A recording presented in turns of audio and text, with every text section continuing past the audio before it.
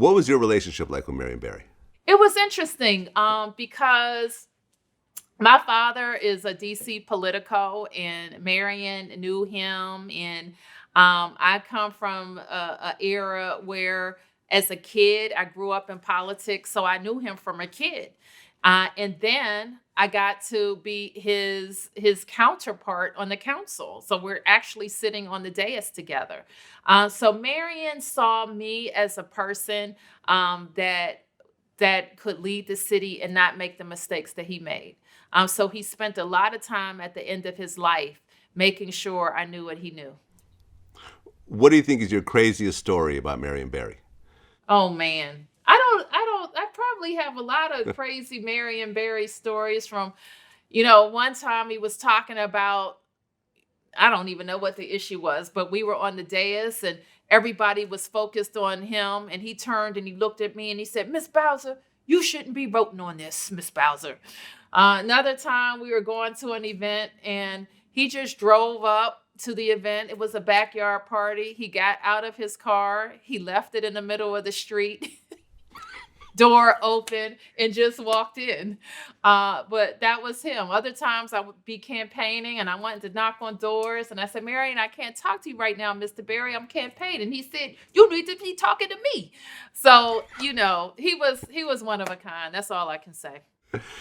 Well, rest in peace, Marion Rest in Barry. peace. I got to meet him briefly once when I was in D.C. He was, yeah, you're right, one of a kind. One of a When I kind. talk to people from D.C. and I ask how he got reelected, the story I would always hear is, you just don't understand as an outsider how much love he had for the people. And that's what ended up carrying him through that second election. Right. But let's face it. We should be people that people can earn a second chance. And if you earn a second chance, people will give you one. And we are a city like that. We're a city of second chances. When are you coming back? Soon. All soon. right. We got soon to as I see can you. fly again. Yes.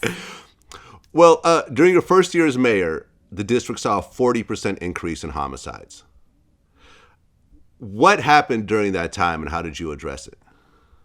Well, the thing about crime is you don't always know why it goes up, and you don't always know why it goes down. And so what we did is we literally threw everything at the problem that we could, from job training programs to extending the summer youth program to expanding our police cadet program. To also working on the enforcement side to make sure that our laws were really dealing with people who just wouldn't follow the law and who are using guns and who had demonstrated that they would use guns.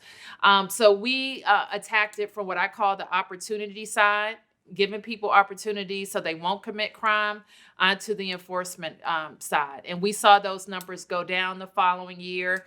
We've had some go back up, but we still remain very concerned about crime. There are too many illegal guns in our city, and there are too many people who are hopeless and who are willing to use them.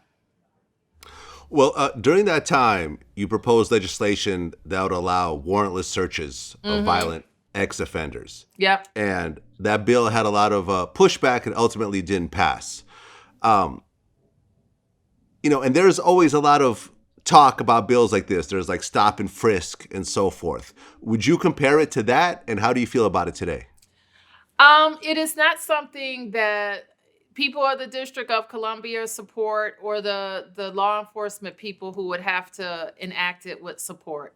And all I care about, Vlad, is how to get illegal guns. And I am willing to look at any strategy that is constitutional, that allows us to get at illegal guns. And we have tried all kinds of ways to get at them, including offering rewards to people who have them, to making the law clear about straw purchases. For example, if you are not supposed to have a gun, you can't ask your girlfriend to go to Virginia and buy a gun. Okay, so we have to make clear all of those laws and make sure people are following them. This is one thing I know for sure about homicides in our city.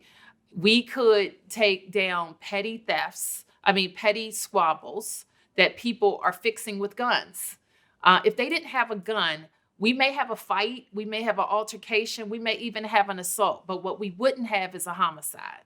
So dealing with that is hugely important. I just got a text from my chief that we had a domestic violence homicide here yesterday. A man, killed his ex-girlfriend.